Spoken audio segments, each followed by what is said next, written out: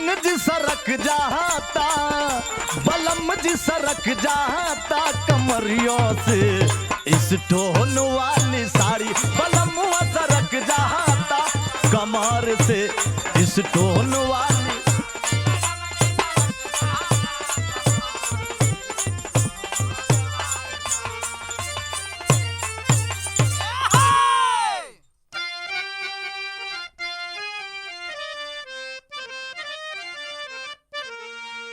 हो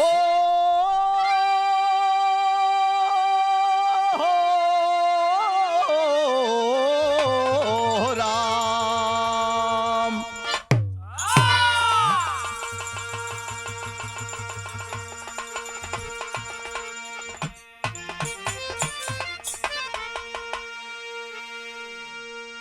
ए भैया, कमलेश पाल ऑफिशियल चैनल की ओर से एक बड़ा ही हृदय विदारक दर्दनाक घटना, जवन की पत्रिका से हमरे चंचल कवि जी गीत के लिखलन।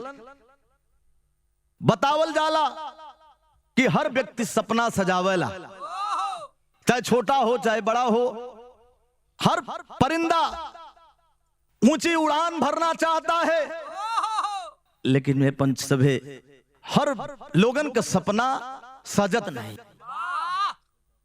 थिंकिंग हाई होला, सोच ऊंची होला, लेकिन सबका सपना सजत नहीं। किसी ने सपना सजाया और सपना टूट कर चकनाचूर हो गया। कवि जी ने लिखा, भूमिका के अंदर भाव है, कैसे? सदा मानो सपने में सुख भोगता है,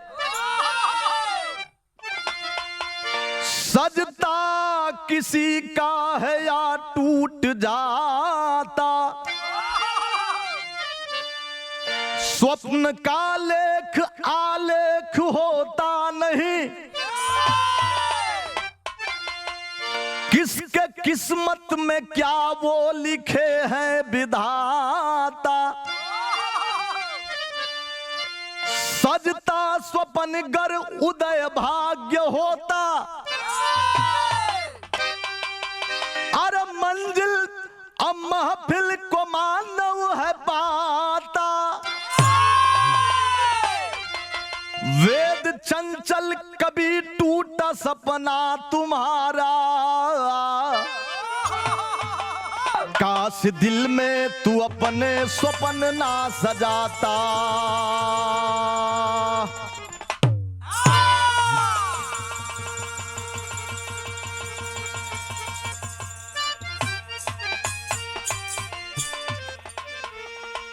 ऐ बाबू, बेराहत आप लोग तमाम सुन ले हुई हैं कांड करुण रस, लेकिन एक एक पॉइंट पे दर्द बा।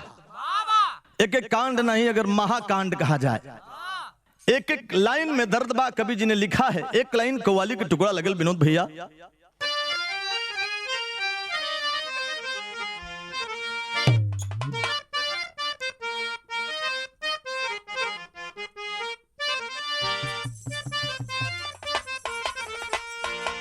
गजल वह बा, कोनो आशिक अपने मासूका से बहुत दिन के बाद मिलल। प्यार पुराना बा, लेकिन मिलला से यादगार ताजा हो गया। छब्बी भैया बड़ा प्यार से आशिक कहता है, मोहतरमा अरे पागल नजरे, ये नजरे पागल, अरे पागल नजरे दिल दीवाना लगता है, दीवाना लगता है। पागल नजरे दिल दीवाना लगता है, दीवाना लगता है। हाँ।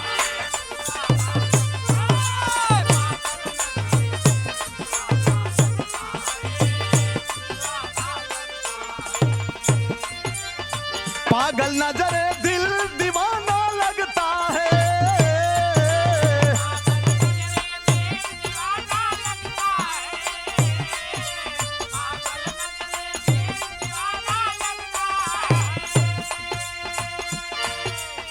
पागल नजरे दिल दीवाना लगता है।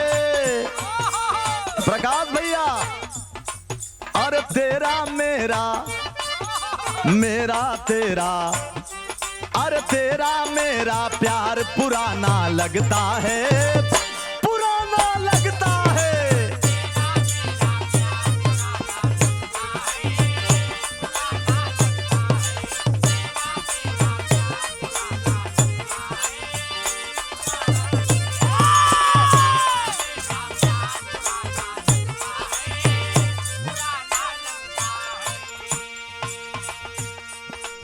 मिर्जापुर के राम रंग स्टूडियो घंटा घर में हमरे प्रकाश राय और गोपाल सर के देखरेख में हम कमलेश पाल एंड पार्टी आप लोगों के सामने इस गीत को, इस दर्द भरी गीत को रिकॉर्डिंग कर रहे हैं। आप लोग ध्यान देंगे एक एक लाइन पे।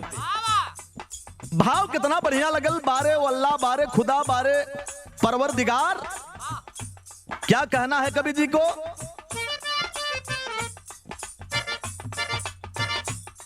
अरे देखा नयन, देखा नयन, देखा नयन पसार जमाना कैसन बा, जमाना कैसन बा। देखा नयन पसार जमाना कैसन बा, जमाना कैसन बा।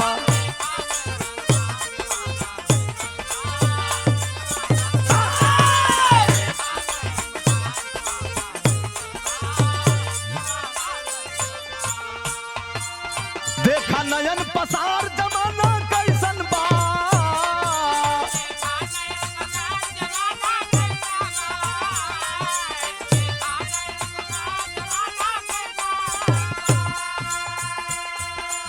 देखा नयन पसार जमाना कैसन कैसन कैसन बा। यहाँ धूर्त बने, अरे धूर्त बने करतार जमाना कैसन बा, जमाना कैसन बा। धूर्त बने करतार जमाना कैसन बा।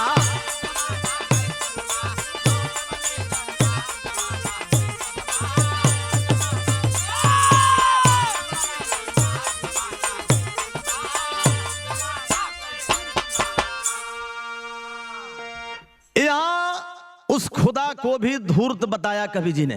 बाबू हमरे सेटअप पे शूटिंग के माध्यम से बिंद स्टूडियो के कैमरामैन और प्रोपाइटर हमारे संजय सुनकर भैया और सुनील यादव आप सब बैठे हैं। ध्यान देंगे एक एक लाइन पे। कहानी की शुरुआत लगल। अरे सुनिए सुना रहा हूं एक ऐसी दास्तां, कैसे समय बदलती बदलती आस्था।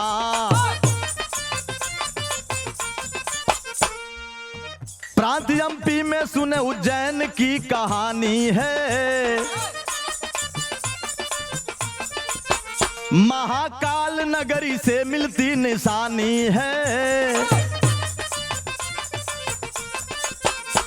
अरे राम रक्षा जी का वही निवास था, पत्नी थी शांति देवी भगवान पे आस था। बेटी सुमन सुजाता दोनों रही कुंवारी, थी गर्त वो गरीबी समया की थी लाचारी। बेटा अजय अजीत दोनों का था बचपना, है रूठे जब विधाता तो टूट गया सपना।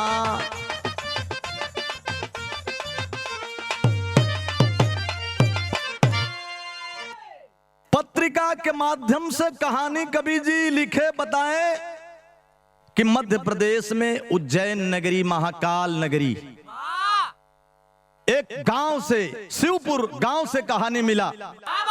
राम रक्षा नाम का एक गरीब मजदूर वर्ग के व्यक्ति, जेकरे दू बेटा दू बेटी, बड़ी बेटी का नाम सुमन, छुटकी का नाम सुजाता, पत्नी का नाम बतावल गए शांति देवी, दूगो बेटवा होन, बेटा छोट होन अजय और अजीत। गरीबी में किसी प्रकार से मेहनत मजदूरी कह के बाबू राम रक्षा अपन जीवन यापन कर। लड़की धीरे धीरे धीरे बड़ी होए लगली, सुमन शादी जोगे हो गई, ग्रेजुएट हो गई, पढ़ लिख कर जब सयान हुई, बाबूजी केहरों से काम धंधा से आवे, अगर एक गिलास पानी लेके सुमन आ जाए कि पिताजी पानी पी लीजिए, तो बाबूजी की बड़ा चिंता होए लगल कि हमार बेटी सुमन शादी जोगे, कहीं देखल जाए रिश्ता। लेकिन एक गरीबी में इतना दहेज का जमाना बा कि करी, यह सोचत हूं। एक दिन बाबूजी का विचार बदलल और साइकिल उठौल, गांव के बगल में एक गांव बा, जोने गांव का नाम बतावल गई कि राठी गांव में एक लड़का लोग बतौलन कि बढ़िया बा, हालांकि वो लोग हवन संपन्न, लेकिन बढ़िया लड़की खोजत हुवन, सुंदर पढ़ी लिखी लड़की। सुमन का फोटो लेके बाबू राम रक्षा साइकिल से चलना है। जब चलना है तो तर्ज बदल गई भैया।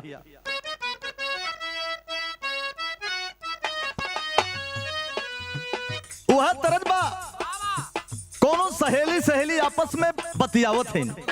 का बतियावत हैं? बड़ी याद आवे पिया के प्यार कोइल,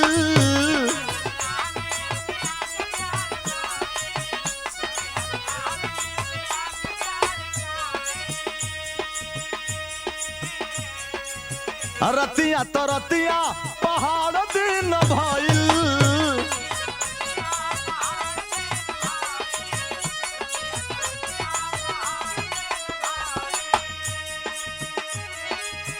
का कहीं हमरा करे दालदार के, का कहीं हमरा करे दालदार के, दिलवा ले गइल राजा बोतल में भरी के, दिलवा ले गई राजा बोतल में भरी के।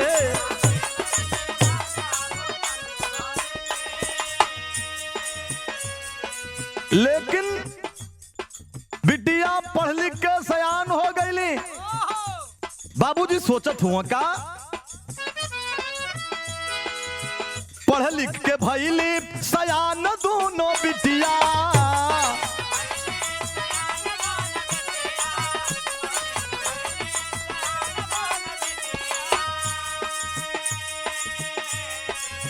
चले परिवार कैसो घेरल बा गरीबिया,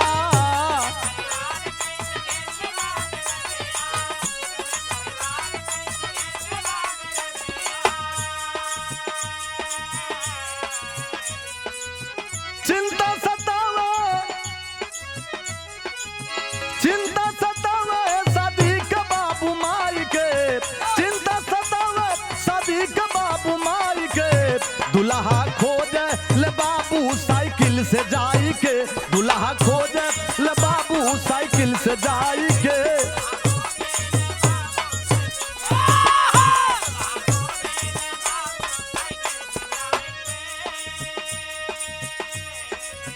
साइकिल उठाए के बाबू राठी गांव में अब पहुंचलन, तब भयल का,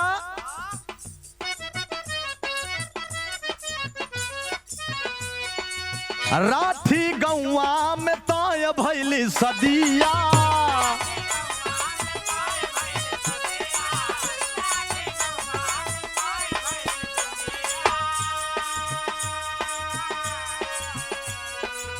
दुल्हन के देखे आई वो हो गई बतिया,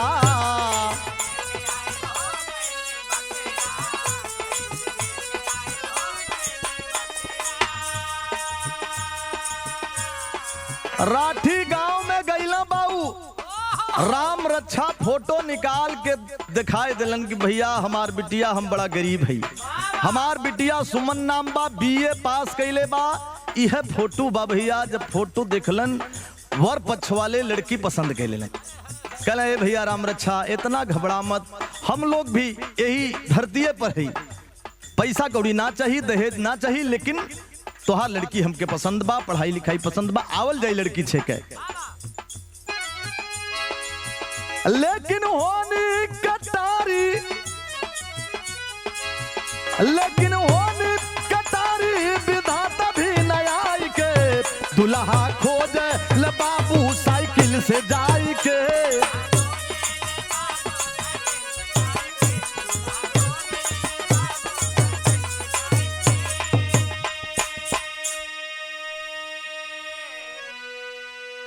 बाबू राम रक्षा के आश्वासन मिलल, लड़की पसंद हो गई। बाबूजी साइकिल से वापस आवत हुआ। घबरा मत भैया राम रक्षा, आपके बिटिया के शादी हमरे बेटवा से हुई। चला आवत ही हमन लड़की छेक के लगन उगन पड़ जाई। सांत्वना मिलल, बड़ा खुश हुआ कि चला हम आईली दरवाजे पर हमार बात लोग रख दिलन। देखा बिटिया चाहे जेकर भी हो, चाहे हमार हो, चाहे तोहार हो, चाहे पूरे समाज को हो, जेकर बिटिया अगर शादी जोगे हो गई बात, हर बाप मतारी चाहेलन कि बिटिया का शादी सही जगह हो जाए, समय से हो जाए। बाबूजी खुशहाली में साइकिल उठौल आवत हुआ, घरे आवत हुआ, लेकिन घरे ना पहुंचलन। एक ठे बड़ी बरियार घटना घट गई बाबूजी के संगे। विदेशिया के अंतर भाव बा मास्टर साहब।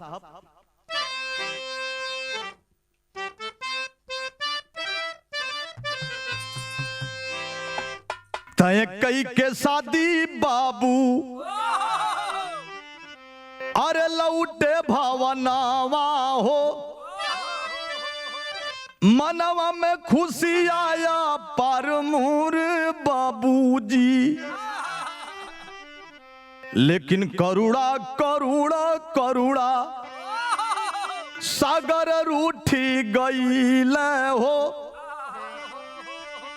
अरे बजर गिरवला सरकार हमारे बाबूजी,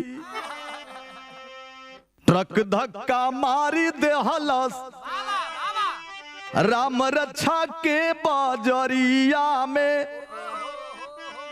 अरे अचक में छूटल सन सार मोर बाबूजी, खुशिया के मंजर में अरे खंजरी चलल गम के। अरे शांति देवी बाइली लाचार मोरे बाबूजी। बाबूजी जो नहीं होना चाहिए था वो हो गया।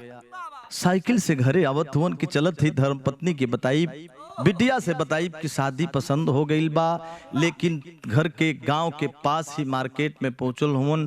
तेज गति से एक ट्रक जा रही है और बाबूजी मोड़ पर न ट्रक वाला ध्यान दिया और साइकिल पे सीधे चढ़ा दिया। साथियों एक्सीडेंट हो गया। राम रक्षा बाबूजी दुनिया छोड़कर अलविदा हो गए। सारा सपना टूट के चकनाचूर हो गया। गांव घर को लोग देखलन, बाप रे बाप इधर राम रक्षा हुआ, बड़ा गरीब रहे बेचारा, बड़ा अच्छा आदमी रहे, आज इनके साथ अनहोनी हो गल। घरे लोगन के मालूम चलल। शांति देवी पत्नी एलिन छाती पीट पीट के रोवे लगलिन। स्वामी कहा कह देला, स्वामी दोनों बिटिया पापा ऐसन कमी हो गल हमन से कि हमन के साथ छोड़ के चल गई। पापा दोनों बेटा अजय और अजीत थोड़ा बचपना बा, नाजुक हो, लेकिन इतना महसूस करे लगलन कि हमारे पिताजी दुनिया छोड़ के चल दिए। बाबूजी क्रियाकर्म किया गया। शांति देवी को हितनाथ गांव के रिश्तेदार के लोग समझाते हैं कि बिटिया बहन इस दुनिया में एक दिन सबके जाए के बाद, दुनिया में सब कुछ टर सकला लेकिन होने के केहू टार ना सकत। सब समझोलन, धीरे धीरे दिन बीत गए। माई के सर पे बोझ। शांति देवी सोचलिन कि चला किसी प्रकार से गरीबी में लड़कन के पढ़ाई लिखाई की शादी विवाह करे ही की पड़ी। आखिरकार धीरे धीरे समय बीतने लगा। शांति देवी लाचार होकर के एक हॉस्पिटल में अपना खून बेचने लगी। जब खून बेचने लगी तो तर्ज बदल गया भैया मास्टर साहब।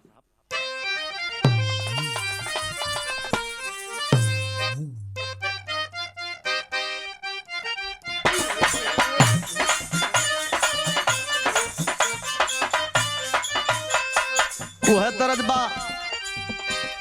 हमारो यारावा न भेजे नहीं हरावा,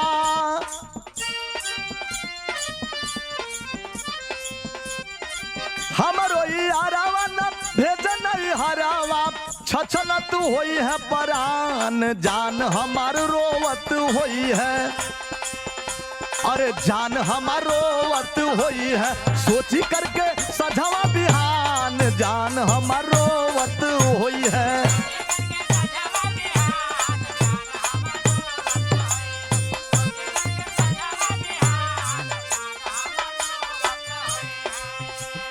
लेकिन मतारी शांति देवी अपन लालन पालन बदे बच्चन के बिटियन के फीस भरे बदे अपन खून लगली बेचे हॉस्पिटल में। अरे पेट भरे बाबूवन का बेची करके खूनावा,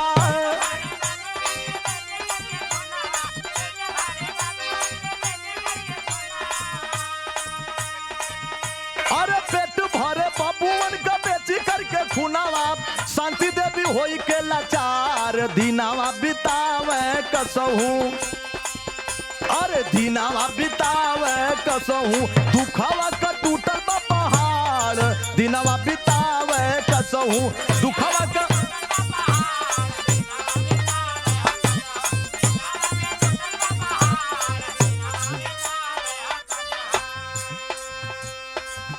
शांति देवी एक बार ब्लड डोनेट की, 2 बार ब्लड डोनेट की। बाबूजी खून बेचला से 1000, 2000, 5000, 10,000 मिल जाए, लड़कन का फीस जमा हो जाए, गरीबी में कोनो काम नहीं बा, कम उम्र बा बचवन के कमाए ना सकतन, लड़की सयान है जगरे घरे का बाबूजी घरे का जिम्मेदारी भी तो देखे के बा। धीरे धीरे परिणाम निकला किस्सा गरीबी कल बात खुनावा दुनिया छोड़ी चली,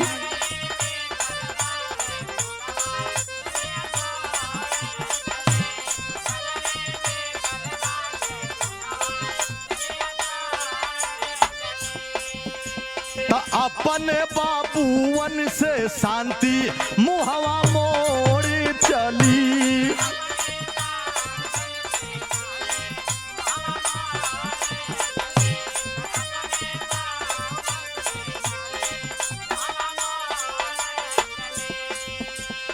ए भैया आज परिणाम निकला डॉक्टर साहब का दिए कि शांति बहन अब तेरा ब्लड मैं नहीं ले सकूंगा क्योंकि तेरे पास उतना ब्लड नहीं है कि तू जी सके। कहे डॉक्टर साहब निवेदन बाकी एक बार हमें बचवा का फीस जमा करे के बा, एक बार और हमारा ब्लड लेडा, हमें कुछ पैसा का जरूरत बा।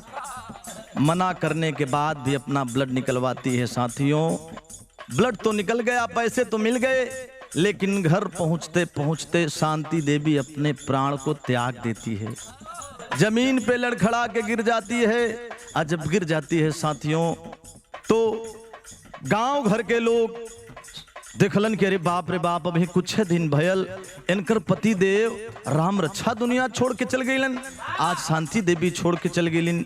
स्थिति परिस्थिति बदलता गया परिवार का, धीरे धीरे समय बदलल।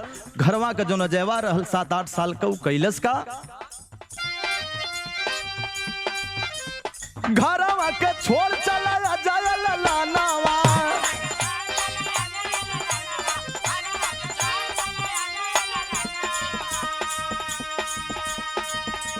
घरवा के छोड़ चला जाए बिरनवा, बॉम्बे में सरकार दिनवा बितावे कसहू, दिनवा बितावे कसहू, दुखावा का टूटल बा पहाड़ दिनवा बितावे कसहू।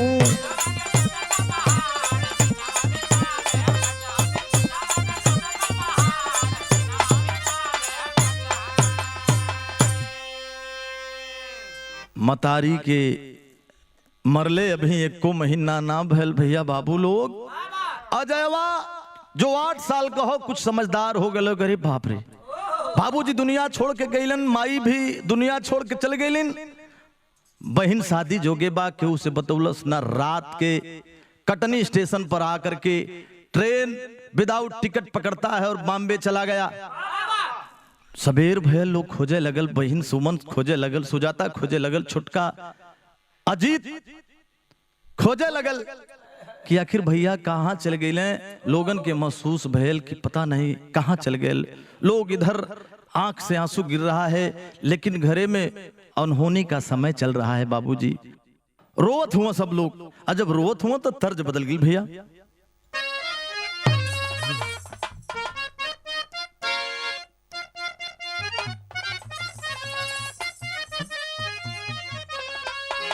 तरजु है लगल कोनो प्रेमी अपने प्रेमिका से सवाल कह दिलस कि हमसे प्यार कैलू आज शादी करे जाथू। का सवाल कैलस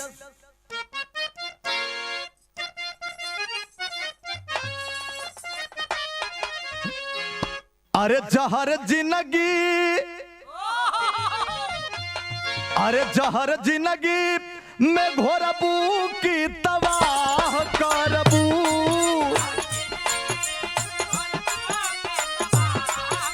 वाह वाह भैया।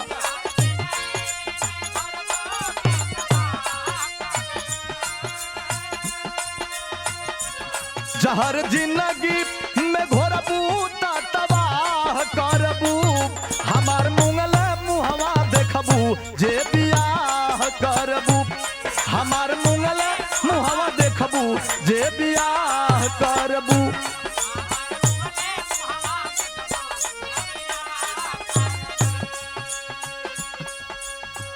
एक तरफ बाबू दुनिया छोड़ के चले गए, एक तरफ माँ छोड़ के चली गई, एक बेटा भी घर छोड़कर चला गया। पता नहीं कहाँ चल गए। दोनों बहिनी और छोटका भाई रोवत हुआ, विधाता से सवाल करत हुआ। का सवाल करत हुआ? असुआ बहे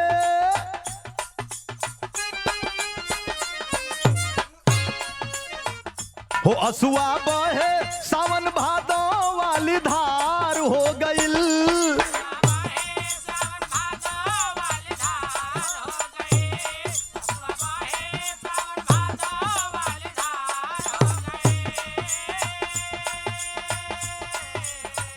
हो असुआ बहे सावन भादो वाली धार हो गईल। विधना कवन कसुरवा हमहन से बरियार हो गईल। विधना कवन कसुरवा हमहन से बरियार हो गईल।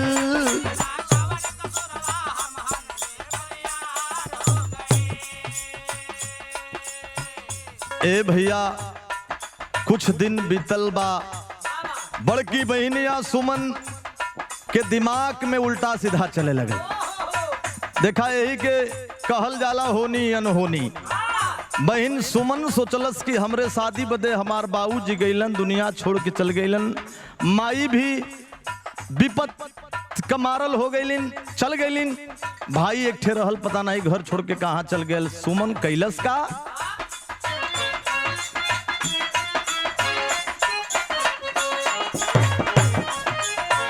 ए हवर सुमान घर में फांसिया लगावाली।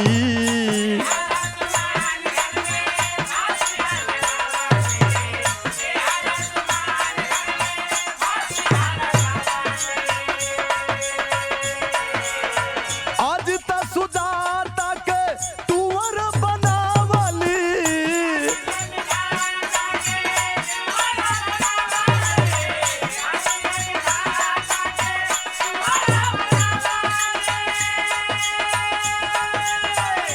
भैया गए बिसराई, भैया गए बिसराई, बहनी कवन विचार हो गईल।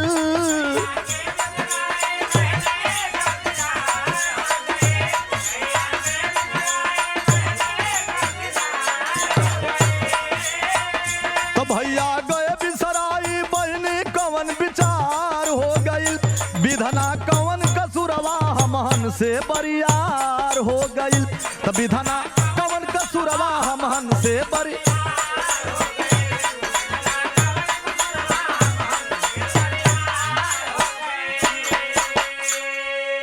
ए भैया आखिरकार समय देखिए, समय बलवान होता है।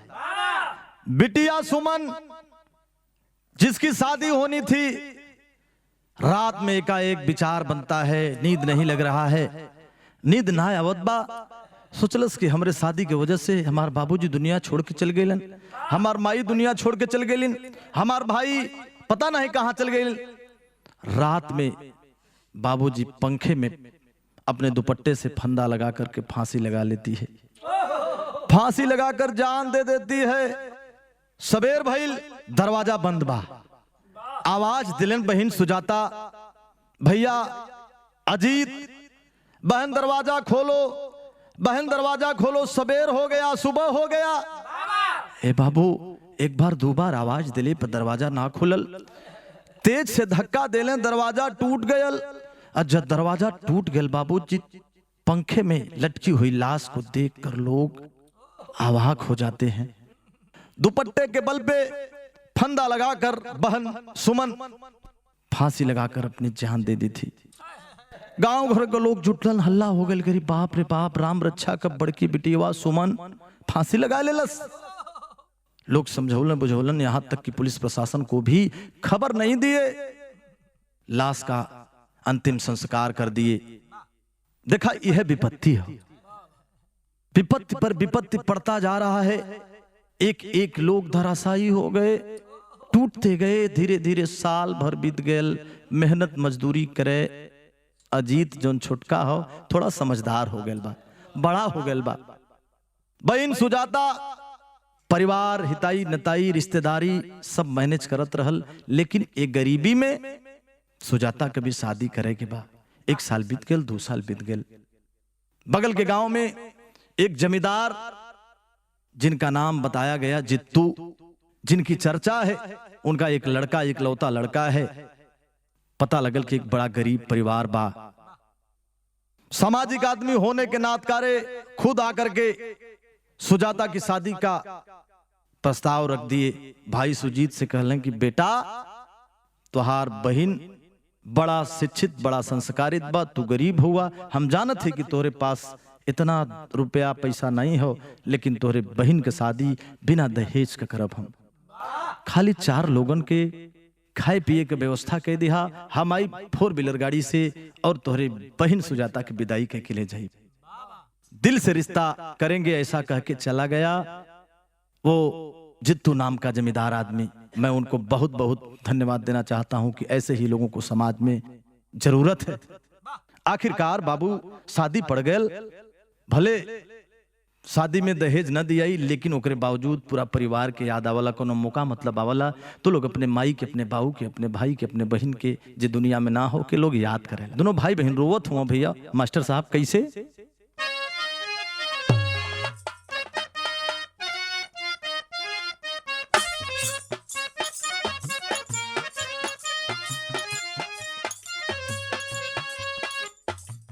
सुजाता के शादी वाला दिनवा धराई गईल,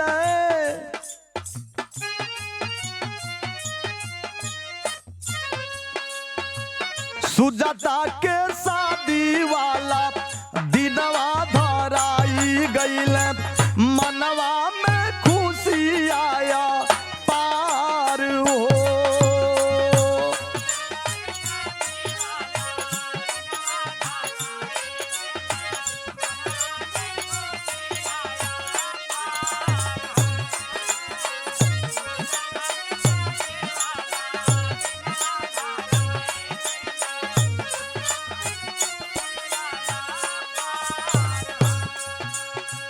अज तबीरनवा संगे हितई के लोगावा हो, अज तबीरनवा संगे हितई के लोगावा हो, मिलजुल कइलन विचार हो।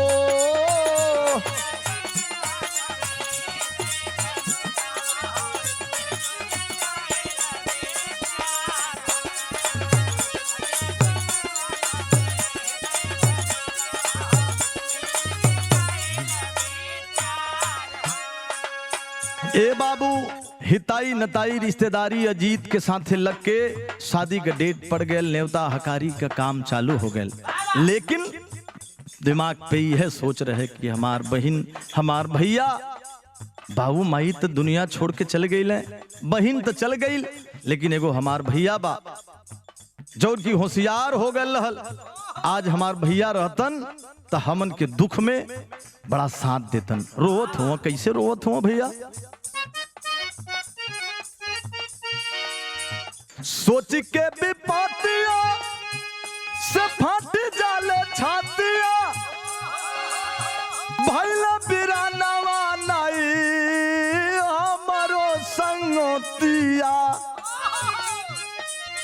छोड़ के परैले भैया दिन दूरा दीनावा में, छोड़ के परैले भैया दिन दूरा दीनावा में, आपन घरवा दुआर हो।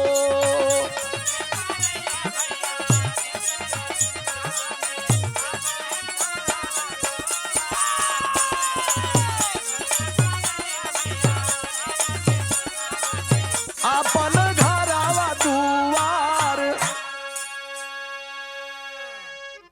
1 महीना शादी के दिन करेक्ट बाकी बा। 1 दिन के बाद बाबू यहाँ के बात ही जे छोड़ दा। अजयवा गयल मुंबई में, कम उम्र के वजह से कोनो कंपनी में ड्यूटी ना लगल, स्टेशन पे घूम घूम के भिक्षा मांगने लगा, भीख मांगने लगा। धीरे धीरे धीरे जब थोड़ा सा और होशियार हुआ तो मूंगफली खरीद कर बेचने लगा। कुछ पैसा वैसा जुटाए के लोगन से भिक्षा उक्षा मांग के जब बढ़ोलस व्यवसाय तो मूंगफली बेचे लगल। एक दिन अंधेरी स्टेशन पे यही इनके गांव का पंकज नाम का लड़का गयल, बंबई गयल तो अंधेरी स्टेशन पे बाबूजी देखलस ई त अजयवा हो, राम रक्षा का लड़कवा जौन घर छोड़ के भागल बा, ई त बंबई में बा। रुक के आवाज दिलस, अजय, ए अजय। अजयवा मुड़ के देखलस, कलस ई त पंकज भैया हुआ। भैया पा लगी कैसे केहर कह मर्दे हम ताई है यहाँ कमाए धमाए, हमार तक आना जाना है हो, तू इतना पागल हुए कि बिना बतैले घरे से चले ले। तोरे परिवार में इस समय शादी पड़ल बा और तू बिना बताए चली ले मुंबई में, कबो फोन तक ना कैले। लगल अजयवा रोवे कि भैया खा करी, बाबूजी के मर गईले के बाद, माई के मर गईले के बाद आर्थिक स्थिति बड़ा गड़बड़ रहल। हमरे दिमाग में आयल, हम रात के ट्रेन पकड़ ली, चले ली, कुछ पैसा वैसा साल 2 साल कमाए ले तो चलब घरे। बहन सुमन का शादी करे के हो, उनके ना पता हो कि बहन सुमन मर गई। रोए के पंकजवा बतावत हो कि सुन पगला, तोरे घरे की स्थिति का हो, कैसे भैया।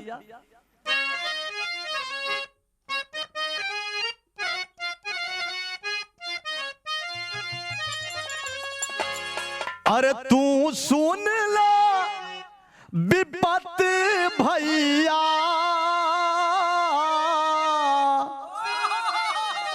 अरे तू सुन ला विपत भैया, माझी के बिना डूबल घर के तोहरे नैया। पत भैया सुन ले, ओहो माझी के बिना डूबल घर के तोहरे नैया। तू विपत भैया, पत भैया, माझी के बिना डूबल घर के तोहरे नहीं। केहू तोहरे घरे का कोई मालिकार बढ़िया नहीं बा पागल, तोहरे बहिन सुजाता का शादी पड़ल। अजयवा कहल सुजाता का काहे, बड़की बहन सुमन का कैसे कहलस। सुजाता बहिनिया का पड़ल बा लगानिया,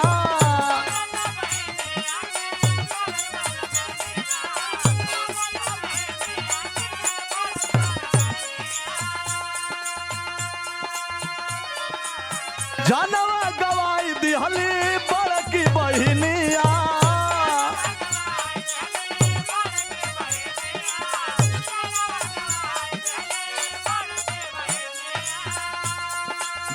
अरे पागल, तोरे अइले के बाद से तोर बड़की बहन सुमन भी फांसी लगाए के जान दे देलिन रे पगला।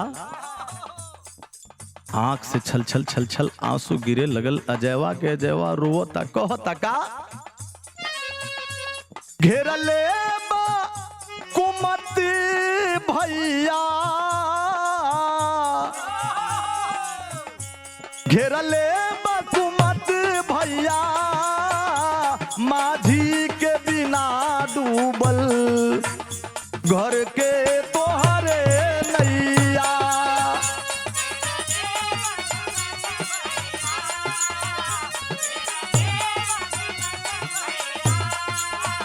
माझी के बिना डूबल घर के तोहरे नैया। घेरले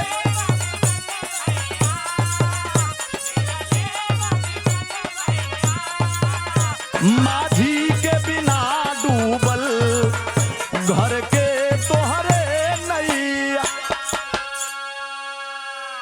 इतना बात सुनता है अजयवा लगल रोए, कहलस कि भैया शादी पड़ल बा, 1 महीना शादी के डेट बा भाई, 1 महीना शादी के डेट बा, अपन धंधा जौन करत रहल बादाम वाला, तुरंत दूसरे के सौंप दिलस कि भैया हो हई देखा हमरे बहन के शादी पड़ल बा, 1 महीना हमार भाई अजीत अकेले परेशान बा, हमके जाए के हुई।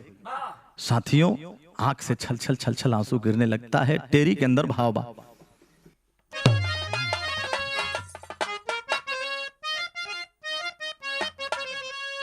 करुणाई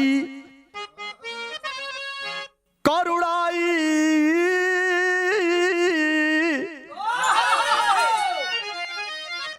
अरे करुणाई करुणा सागर की रोई, करुणा कलप गई कविता है आंस बहाई, अरे बहाई अरे बहाई। करुणा कलप गई कविता है आंस बहाई, करुणाई करुणा सागर की रोई। भैया हो चलल बा, तैयारी कैलस कि अब ट्रेन पकड़ब यही से सीधे सतना स्टेशन एमपी चलब। जब चले के तैयारी कैलस बाबूजी तो देखा यह समय है, ओकरे संगे भी धोखा होए लगल। कौन धोखा होत हो? आल्हा के अंदर भाव लगल भैया विनोद भैया,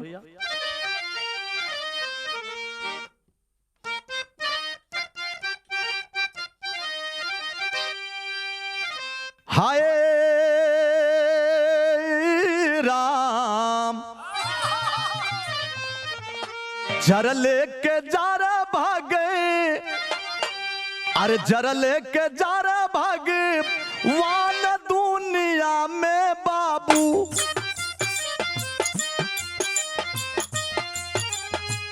कैसन ई विधानवा विधि कर चला करतारी,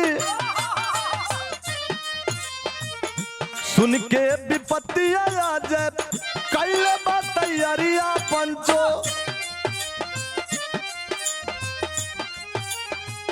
घरवा चला के तब कैले बापी चावारी,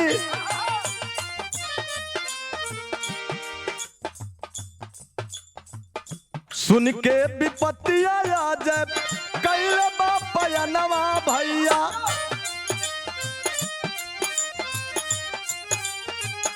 घरवा चला के तब कैले बापया, कुर्ला स्टेशन पे गाड़ी धरे अइले बाबू,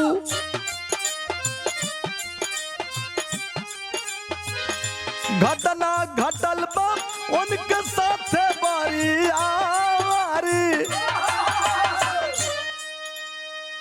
जैसे ही कुर्ला स्टेशन पर जाकर के ट्रेन पकड़ के अपने वतन आना चाहता है, 1 महीना बाकी बा कि चल के अपने भाई का सहयोग कर दे, बहन के शादी में हम शिरकत कैले। लेकिन बाबूजी जैसे ही कुर्ला स्टेशन पर ट्रेन पकड़ने जाता है उसके साथ घटना घट गई। कौन घटना घटल? छूटल स्टेशन से चले लागल गड़िया भैया,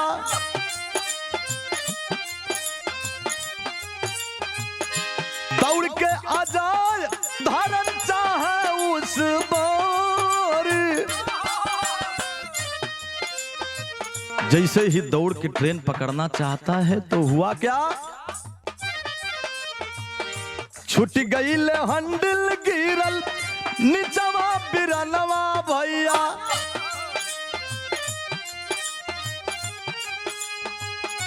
कट गई ले गोड़ दोनों सुना हो सरकारी, दौड़ करके भीड़ है, ट्रेन पकड़ना चाहता है। इतना ज्यादा भीड़ था साथियों कि हैंडल तो हाथ से पकड़ में आ गई, लेकिन भीड़ भड़कम में किसी के धक्का से हाथ छूटता है। अब हाथ छूटता है तो ट्रेन के नीचे जाकर गिरता है। अजय का दोनों पैर कट जाता है। रेलवे विभाग के कर्मचारी दौड़ करके उठाते हैं, कुछ लोग ट्रेन निकल गई आगे उठाते हैं, खींचते हैं, दोनों पैर अलग हो गए हैं, लेकिन ले जाकर के हॉस्पिटलाइज करते हैं, दवा होने लगती है, दोनों पैर तो कट गए हैं। 1 महीने तक कंटिन्यू, 26-27 दिन तक कंटिन्यू दवा हुई। अपनी सारी स्थिति बता दिया अधिकारियों से कि सर मेरे पूरी अपने परिवार की कहानी बता करके रोने लगा, यहाँ तक कि अधिकारी रोने लगे। मेरे बहन की शादी 1 महीने से भी कुछ कम दिन बचे हैं। मैं जाना चाहता था लेकिन शायद भगवान को मंजूर नहीं। रेलवे विभाग के डॉक्टर साहब ने समझाया, अजय बेटा तुमको शादी के दिन पहुंचाएंगे। अब तो खुदा को मंजूर था कि तेरे पैर कट गए हैं, लेकिन अच्छी दवा चलाएंगे, शादी से पहले तेरे घाव सूख जाएंगे। ए बाबूजी इलाज में कोनो कमी नहीं बा। कहना बा धरती कई लोग जाके उनके अस्पतालवा बाबू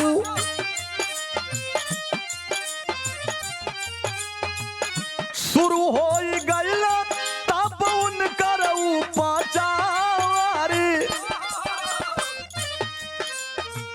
धीरे धीरे बीतल कुछ दिन का समैया पंचो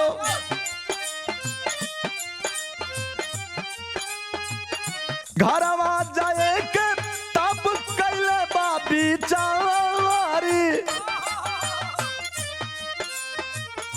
हाय रे विपत्तियां नहीं छोड़ सुन कर संगवा भैया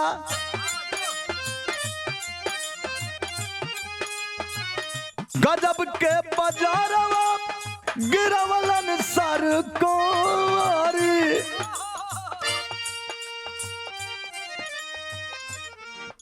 अधिकारीगण 2 दिन बाकी है। विकलांग बोगी में शिफ्ट कराते हैं। दोनों तरफ बैसाखी का सहारा लेकर ट्रेन में चढ़ता है। जैसे ही सतना एमपी स्टेशन पे आकर के उतरता है, शादी ट्रेन लेट रहल, सवेर हो गल, विदाई के समय बा, 1 घंटा बाकी बा, स्टेशन पे रुकल, कुली के द्वारा स्टेशन से बाहर आया। बाबूजी एक रिक्शा बुक करके अपने घर के लिए जाना चाहता है। जैसे ही सामान कुछ बैग है और बैसाखी है, अपने लोग बैठाते हैं रिक्शा में, अब किसी प्रकार से बैठकर दरवाजे पर जाता है तो वहां की जो मंजर है साथियों बड़ा हृदय विदारक है।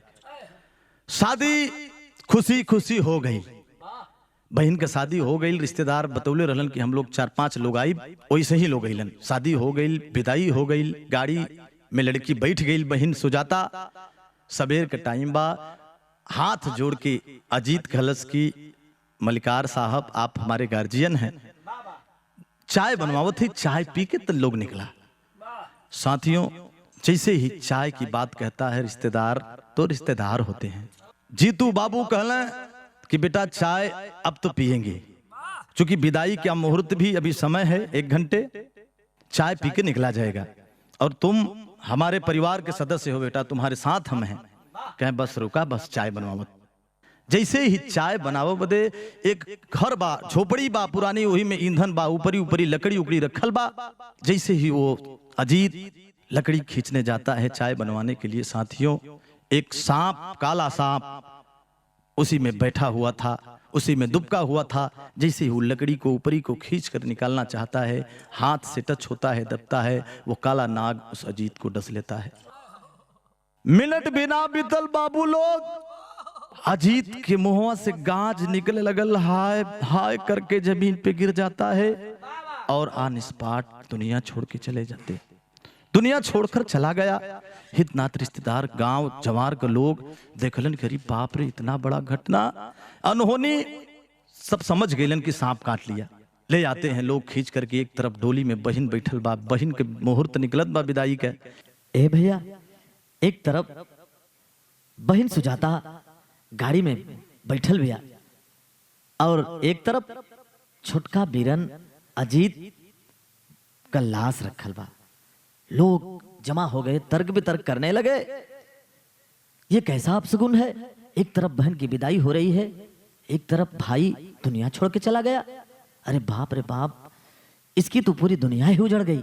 लोग सोचत हुआ, लोग समझत हुआ, लेकिन वाह, रिश्तेदार जो थे वो बेचारे एकदम हिम्मत नहीं हारे। बिटिया की विदाई उसी समय होगी और छोटे भाई अजीत की लाश का कफन दफन भी समय से होगा। भैया यह दर्दनाक स्थिति देखकर लोगन का कलेजा कांप गया। एकदम जैसे लगल कि कौन अपशगुन आगल है भैया। जैसे ही उधर एक तरफ सफेद चादर में लाश है, एक तरफ डोली में बहन बैठी है गाड़ी में, तब तलक अजयवा टेम्पू से आता है। लोग देखलन कि अरे गाड़ी दरवाजे पर खड़ी भइल, अजय को लोग देखते हैं तो लोग समझ जाते हैं कि अजयवा हो, जौन की आज से 5-6 साल पहले परिवार छोड़ के भागल रहल। अजय को लोग देखते हैं वो तो ठीक है, लेकिन दोनों पैर कटा है। इस बात से अजय बैसाखी निकाल करके दोनों बैसाखी के सहारे गाड़ी से घर की तरफ जब जाता है, लोग देख करके आंसू बहाने लगते हैं। क्या हो गया अजय, क्या हो गया तुझे, कहां चले गए थे तुम अपना परिवार छोड़ के अजय? लोग कहे लगने कि अजयवा कुछ कहले से पहले कि हमार बहन कहाँ बा, कहे बहन तो हर गाड़ी में बैठल बा, विदाई होत बा, हमार भाई कहाँ हुआ? ने इशारा कैलन सफेद चादर की तरफ। जवान जा करके अपने भाई की लाश को जब सफेद चादर को खींचता है, देखलस कि मेरा भाई अजीत दुनिया छोड़कर अलविदा हो गया। लोगों ने सारी कहानी, सारी दर्द भरी बातों को बताया। जब बतौले रो करके अजय कहता है अब क्या होगा, लेकिन दमदार रिश्तेदार को मैं प्रणाम करता हूं। ऐसे रिश्तेदार, उन्होंने कहा कि एक तरफ लड़की की विदाई भी समय से होगी और एक तरफ अर्थी जाएगी। अंतिम लाइन में कहना बा,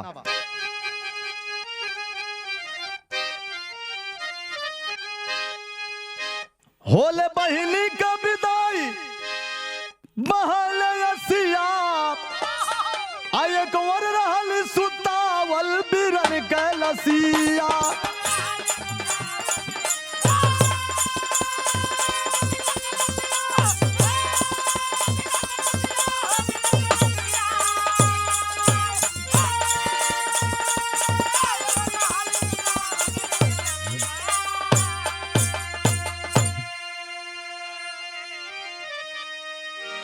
अजय देखता है होले बहिनी का विदाई बहेले असिया, एक वो रहली सुतावल बिरन के लसिया, एक वो डोली, एक वो अर्थी सजात बाप, एक वो सगुन, एक वो सगुन देखात बा।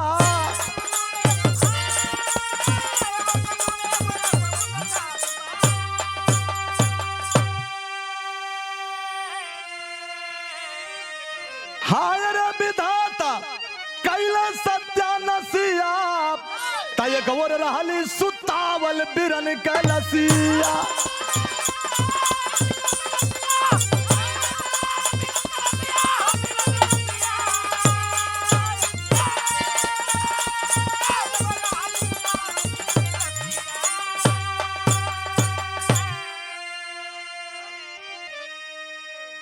ऐसा मंजर देख करके हर लोग की रूह कांप गई। एक और डोली जो एक और अर्थी सजात बा, एक और सगुन एक और असगुन जनात बा। सब लोग इसी बात की चर्चा हो रही है कि भाई लड़की की शादी हो गई, लेकिन हाथ जोड़ के अजयवा कहलस कि अब आंख में आंसू लेकर कहता है कि अब मैं किधर जाऊंगा, मैं किधर का भी नहीं रहा। मेरा भाई दुनिया छोड़ के चला गया, मेरी माँ, मेरे पिता, मेरी बहन सब छोड़ के चले गए, लेकिन दूल्हे के बाप ने आवाज दिया। क्या आवाज दिया? देख करके सब कर कलेजा गयल काप हो, चला बहनी संग बोला दूल्हा के बाप हो।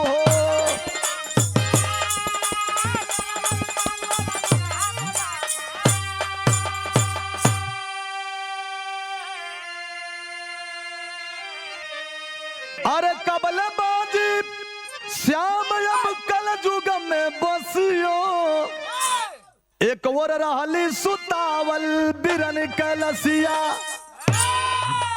लड़के के पिताजी ने कहा कि बेटा जैसे मैं तुम्हारी बहन को विदाई करके ले चल रहा हूं, वैसे ही तू भी हमारे परिवार के सदस्य बन बा, कोनो चिंता नहीं है, डोंट वरी।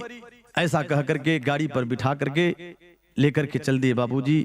छोटे भाई का अंतिम संस्कार भी किया गया और बहन की विदाई भी हुई। अंतिम लाइन में कहना हो इस बिरहा के शीर्षक रल, एक तरफ डोली एक तरफ कफन। कहना है